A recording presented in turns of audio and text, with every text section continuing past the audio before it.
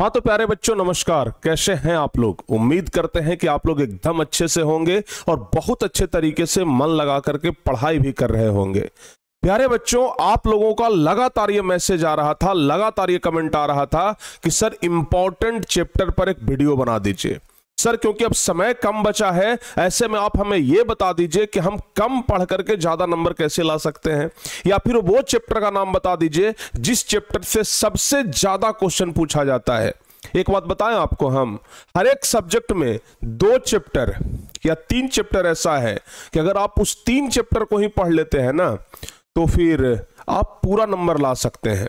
जैसे इतिहास में 8 चैप्टर है, आपको 8 चैप्टर पढ़ने का जरूरत भी नहीं पड़ेगा। अगर आप अच्छे से 3 चैप्टर पढ़ लेते हैं, आपका इतिहास में पूरा क्वेश्चन बन जाएगा। फिजिक्स में 5-6 चैप्टर है ना, आप 2 से 3 चैप्टर पढ़ लीजिए, पूरा एकदम क्वेश्चन आप बना करके आएंगे।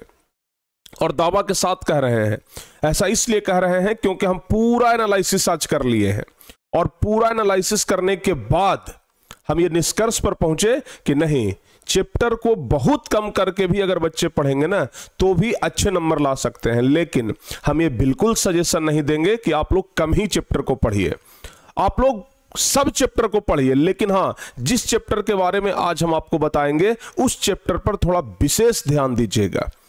आपसे बार बार हम यही कहेंगे कि बिल्कुल भी बाकी चैप्टरों को मत छोड़िएगा, ठीक है ना, क्योंकि रिस्क लेना नहीं है। क्योंकि हम जो बता रहे हैं हम अपने अनुसार से बता रहे हैं, ठीक है ना। ऐसा नहीं है कि बाकी सब चैप्टर से क्वेश्चन नहीं पूछे जाते हैं, सभी चैप्टर से क्वेश्चन पूछे जाते हैं, किसी चैप्टर से कम, किसी चैप्टर से ज्यादा। लेकिन हाँ, आज हम आपको सिर्फ वो चैप्टर के बारे में बताएंगे जिससे सबसे ज्यादा क्वेश्चन पूछा जाता है। तो प्यारे बच्चों, आप लोग तैयार हो जाइए और इस वीडियो को आप लोग ज्यादा से ज्यादा शेयर करिएगा ताकि सब लोगों के पास ये वीडियो पहुंच सके। और हाँ, वीडियो के स्टार्ट में ही हम आपको सबसे पहले बता देते हैं कि जितने भी चैप्टर के बारे में आज हम आपको बताएंगे, चाहे वो किसी भी सब्जेक्ट का हो, जितने भी चैप्टर हम बताएंगे कि ये सबसे ज्यादा इंपॉर्टेंट है, ये सभी चैप्टर को पुनः हम क्रैश कोर्स में आप लोगों को पढ़ाएंगे।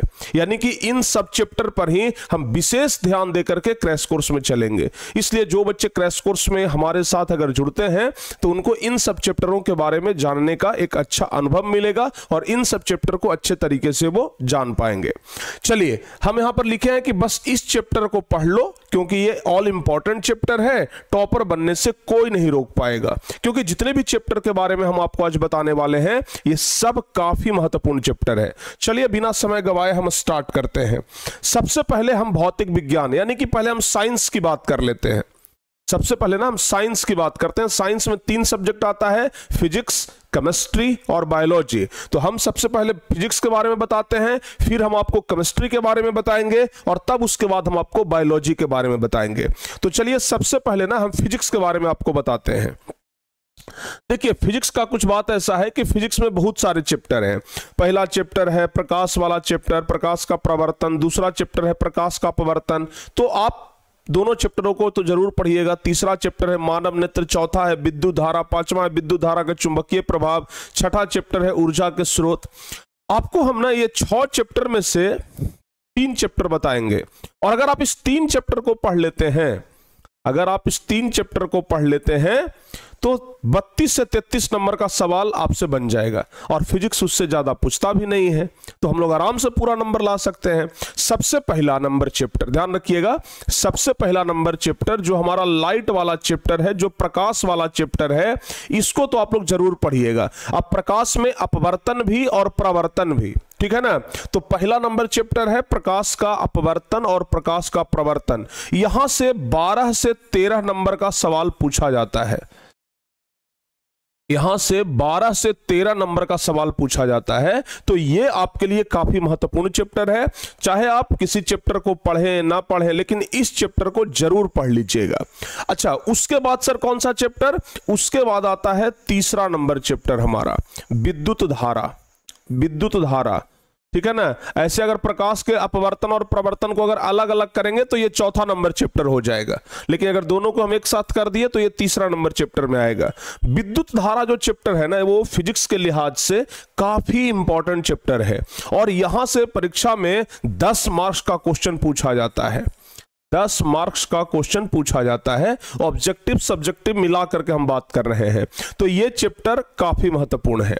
और एक सबसे लास्ट वाला चैप्टर प्यारे बच्चे, जिसको हम कहते हैं ना छठा नंबर चैप्टर या 5वां नंबर चैप्टर हम लोग कह सकते हैं, अगर इसको हम तीसरा माने हैं तो ये 5वां नंबर चैप्टर हो जाएगा, ऊर्जा के स्रोत। छोटा तो चैप्टर है लेकिन काफी इंपॉर्टेंट चैप्टर है, ठीक है ना। ये छोटा चैप्टर है लेकिन काफी इंपॉर्टेंट चैप्टर है, क्योंकि इस छोटे से चैप्टर से 10 नंबर का सवाल पूछा जाता है, ठीक है ना। 10 नंबर का सवाल पूछा जाता है। तो भाई फिजिक्स में ना आपको सिर्फ ये 3 चैप्टर पढ़ना है। फिजिक्स में बस ये 3 चैप्टर पढ़ना है। अगर ये 3 पढ़ करके जाते हैं तो 10, 20 और 30 से 3 33, यानी कि 30 से 33 नंबर का क्वेश्चन तो आप बना करके आएंगे। और फिजिक्स में अगर इतना बना लिए तो पर्याप्त है, ठीक है ना। यानी कि आप देख रहे हैं, हालांकि ऐसा नहीं है कि मानव नेत्र से क्वेश्चन नहीं पूछा जाता है, उससे भी पूछा जाता है, चुंबकीय प्रभाव से भी क्वेश्चन पूछा जाता है। तो इसलिए हम फिर से एक बार कहेंगे कि उन सब चैप्टरों को भी नहीं छोड़ना है, ठीक है ना। उन सब चैप्टरों को भी नहीं छोड़ना है, समझ में आ रहा है ना। उन सब चैप्टरों को भी नहीं छोड़ना है, उन सब चैप्टरों को भी पढ़ना है, समझ में आ रहा है ना। उन सब चैप्टरों को भी जरूर पढ़ना है, और लेकिन इस सब चैप्टर पर विशेष ध्यान देनी है, ठीक है। चलिए अब आ जाते हैं हम केमिस्ट्री में। केमिस्ट्री जो कि बच्चों के लिए एक सबसे कठिन सब्जेक्ट लगता है, लेकिन हाँ इस सब्जेक्ट में भी हम आपको सिर्फ 3 चैप्टर बताएंगे। और अगर ये 3 चैप्टर को आप अच्छे तरीके से पढ़ लेते हैं तो फिर समझिए कि आपका केमिस्ट्री में भी बेड़ा पार हो जाएगा। लेकिन पढ़ना सभी चैप्टर को है। सबसे पहले दूसरा नंबर चैप्टर, अम्ल, भस्म और लवण। अम्ल, भस्म एवं लवण, ये वाला चैप्टर काफी महत्वपूर्ण चैप्टर है, काफी महत्वपूर्ण। और सबसे ज्यादा क्वेश्चन इसी चैप्टर से पूछा जाता है। आपको एक एनालिसिस बताते हैं कि 15 से 17 नंबर का 15 से 17 नंबर का सवाल आपसे पूछा जाएगा इस चैप्टर से, ऑब्जेक्टिव सब्जेक्टिव मिलाकर के।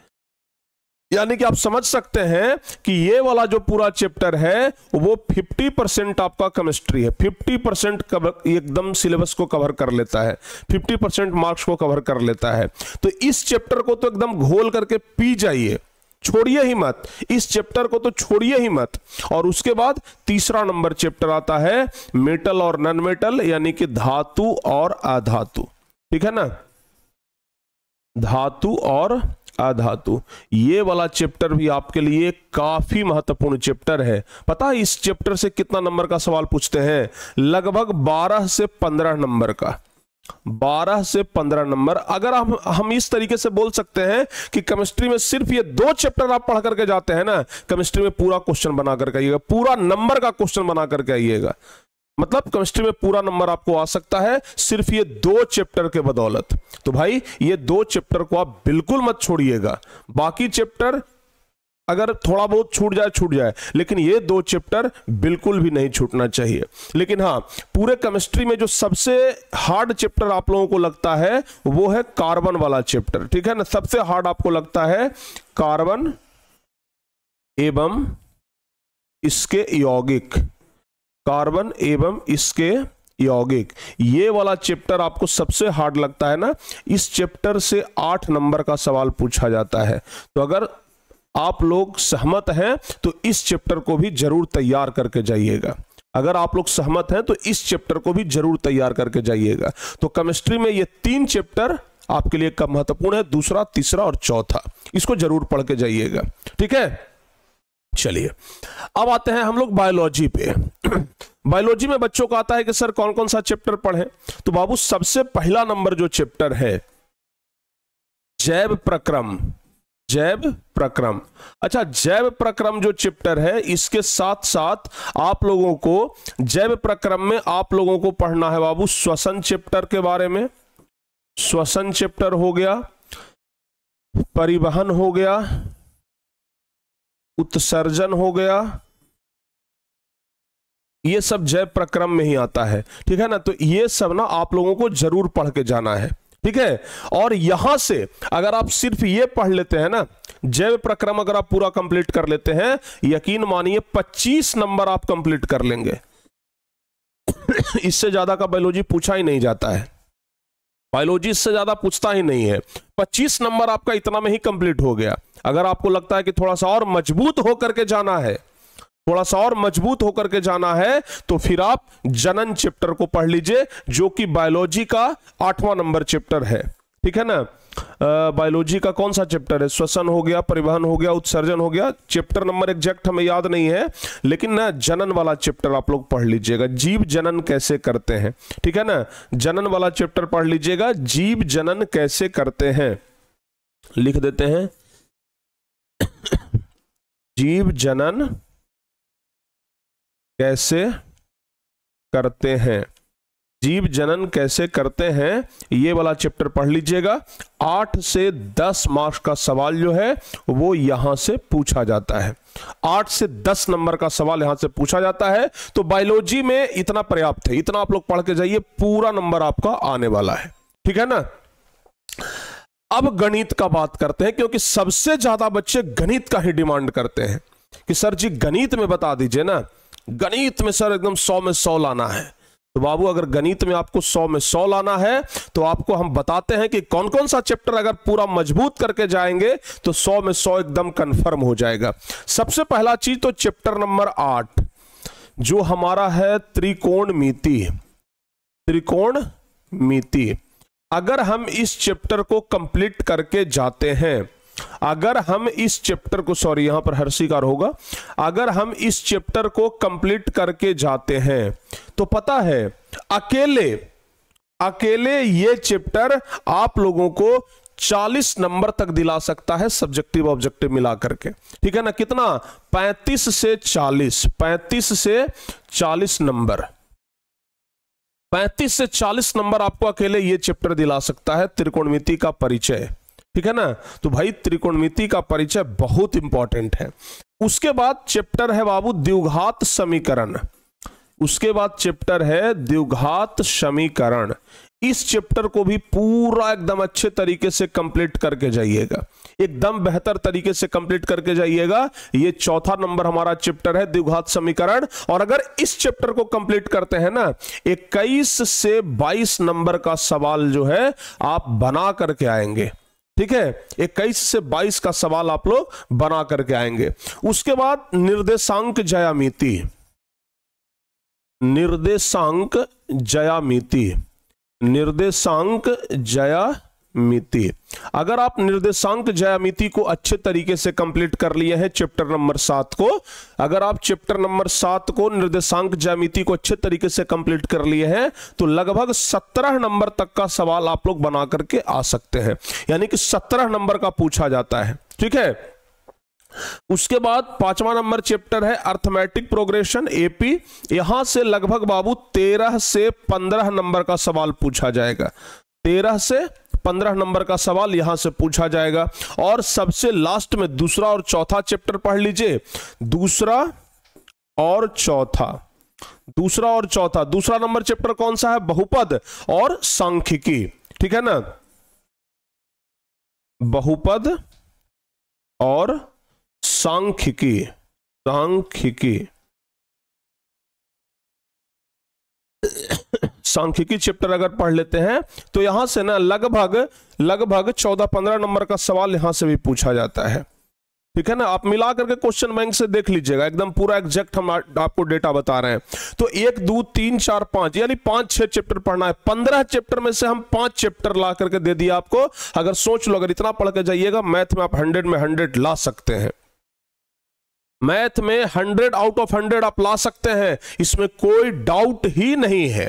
ठीक है ना, तो आप लोग इतना करके जाइए, एकदम पूरा का पूरा लेकर के आइएगा। ठीक है, तो इतना त्रिकोणमिति, द्विघात समीकरण, निर्देशांक ज्यामिति, एपी, बहुपद और सांख्यिकी, बस ये चैप्टर एकदम 100% कंप्लीट होना चाहिए। ठीक है, तो मैथ से भी आपका डर समाप्त हो जाएगा। और ये सभी चैप्टर को हम विशेष रूप से क्रैश कोर्स में आपको बताने वाले हैं। ठीक है ना, एकदम एक एक क्वेश्चन बढ़िया से कि किस तरीके से इस चैप्टर को अच्छे तरीके से कमांड करें, तो एक एक चीज ना हम आपको एकदम विस्तार से बताएंगे। अब चलते हैं सोशल साइंस में, इतिहास। इतिहास में हम आपको सिर्फ 2 चैप्टर बताते हैं। इतिहास में सिर्फ 2 चैप्टर। एक तो चौथा चैप्टर है जो कि सबसे महत्वपूर्ण चैप्टर है, भारत में राष्ट्रवाद। भारत में राष्ट्रवाद। अगर आप सिर्फ इस चैप्टर को पढ़ते हैं, सिर्फ इस चैप्टर को, तो भाई 15 नंबर का सवाल तो आपसे बन जाएगा। 15 नंबर का सवाल तो आपसे छूटने वाला नहीं है, एकदम 100% गारंटी। ठीक है ना। अच्छा, उसके बाद दूसरा नंबर चैप्टर समाजवाद एवं साम्यवाद। समाजवाद एवं साम्यवाद। समाजवाद एवं साम्यवाद, इस चैप्टर को पढ़ के जाइए, 7 से 10 नंबर का सवाल जरूर आ जाएगा। 7 से 10 नंबर का सवाल आपका रखा हुआ है। ठीक है ना। तो भाई ये 2 चैप्टर ही आपको दिला सकता है लगभग 25 नंबर, और उतना का तो इतिहास पूछता ही है, उससे ज्यादा का तो इतिहास भी नहीं पूछता है। लेकिन हां, अगर आपको ध्यान देना हो तो चैप्टर, ध्यान से सुन लीजिए बाबू, आप लोगों को अगर ध्यान देना हो तो चैप्टर नंबर 6 और चैप्टर 8, ये दोनों चैप्टर पर सबसे कम ध्यान देना है। हम क्या बोल रहे हैं? सबसे कम ध्यान, सबसे कम ध्यान देना है। जानकारी के पर्पस से आप पूरा पढ़ लीजिए, जानकारी के पर्पस से आप सब चैप्टर को पढ़िए, लेकिन नंबर के पर्पस से कम ध्यान देना है। ठीक है ना। लेकिन जानकारी तो होना चाहिए ना, तो जानकारी के पर्पस से हम लोग पूरा पढ़ेंगे, नंबर के पर्पस से इस पर पढ़ने के बाद कम ध्यान देंगे एग्जाम के टाइम में। ठीक है ना। एग्जाम के टाइम में इस 2 चैप्टर पर विशेष ध्यान देनी है। ठीक है, तो ही आपका नंबर जो है वो बेहतर जाएगा। ठीक है, चलिए अब भूगोल का बात करते हैं। बच्चों को लगता है कि पहाड़ जैसा सिलेबस और कैसे खत्म होगा। भाई हम आपको कहते हैं ना कि आप संसाधन चैप्टर को खत्म करिए सिर्फ। ठीक है, आप सिर्फ संसाधन चैप्टर को खत्म कर लीजिए। संसाधन में जल संसाधन, प्राकृतिक संसाधन, मृदा संसाधन, जो भी संसाधन आता है ना, अगर आप संसाधन चैप्टर को खत्म करते हैं, 20 नंबर आपके जेब में आ जाएगा। 20 नंबर आपका कंफर्म हो जाएगा, 20 नंबर का आप रजिस्ट्री करवा लीजिएगा। ठीक है ना। और उसके बाद अगर आपको थोड़ा बहुत और संशय है तो दूसरा जो एग्रीकल्चर चैप्टर है, यानी कि जो कृषि चैप्टर है, यहां से 8 से 10 नंबर के सवाल पूछे जाते हैं। तो इस चैप्टर पर आपका पूरा पकड़ होना चाहिए, यहां पर ना आपका पूरा पकड़ होना चाहिए। तो आपको 8 से 10 नंबर कंफर्म करके जाना है। कितना? 8 से 10 नंबर आपको कंफर्म करके जाना है। तो ये बस 2 चैप्टर पढ़ के जाइए भूगोल में, और एग्जाम के पर्पस से, बाकी नॉलेज के पर्पस से हम बार बार बोल रहे हैं कि पूरा पढ़ना है। कोई बच्चे हम पर ये एलिगेशन न लगा दे कि सर आप तो बोल रहे हैं कि बाकी चैप्टर को ना पढ़ो। हम कभी ऐसा नहीं बोल रहे हैं, हम बार बार बोल रहे हैं कि सब चैप्टर को पढ़ना है, ये 2 चैप्टर पर ज्यादा ध्यान देनी है। ठीक है ना। इसलिए हम बार बार डर भी रहे इस बात से कि बच्चे कहीं ये ना कह दे कि सर आप तो सिर्फ 2 चैप्टर पढ़ने के लिए बोल रहे हैं। हम पढ़ने के लिए पूरा बोल रहे हैं, ज्यादा ध्यान देने के लिए हम ये 2 चैप्टर का नाम ले रहे हैं कि इस पर ज्यादा आपको ध्यान देनी है। ठीक है ना। अब चलिए अगला नागरिक शास्त्र यानी सिविक्स का बात करते हैं। छोटा सा ये सिलेबस है, छोटा सा ये किताब है। आप लोगों को 2 चैप्टर पढ़ना है। एक तो दूसरा नंबर चैप्टर पढ़ना है, सत्ता में साझेदारी की कार्य प्रणाली। सत्ता में साझेदारी की, सत्ता में साझेदारी की कार्य प्रणाली, सत्ता में साझेदारी की कार्य प्रणाली। ये चैप्टर आपको पूरा कंप्लीट करना है। ये चैप्टर अगर आप कंप्लीट कर लेते हैं तो लगभग 13 नंबर आपका कंफर्म होगा। कितना? 13 नंबर। 13 नंबर आपका कंफर्म होने वाला है सिर्फ दूसरा नंबर चैप्टर से। और बाबू तीसरा नंबर चैप्टर आप कंफर्म करके जाइएगा, लोकतंत्र में प्रतिस्पर्धा और संघर्ष। लोकतंत्र में प्रतिस्पर्धा, लोकतंत्र में प्रतिस्पर्धा और संघर्ष, ये 2 चैप्टर ही काफी है पॉलिटिकल साइंस के लिए। लोकतंत्र में प्रतिस्पर्धा और संघर्ष, ये भी लगभग 13 नंबर का सवाल बनता है यहां से। ठीक है ना, 13 नंबर का सवाल बनता है। तो सिविक्स में भी ये 2 चैप्टर पर हमें विशेष ध्यान देनी है। ठीक है ना, विशेष ध्यान देनी है। चलिए उसके अलावा अर्थशास्त्र में आते हैं। यहां पर हम आपको यह भी बताएंगे कि भाई किस चैप्टर को छोड़ना है या फिर किस चैप्टर पर सबसे कम ध्यान देना है। सबसे पहला चीज तो कि चौथा नंबर चैप्टर छूटना नहीं चाहिए, हमारी वित्तीय संस्था।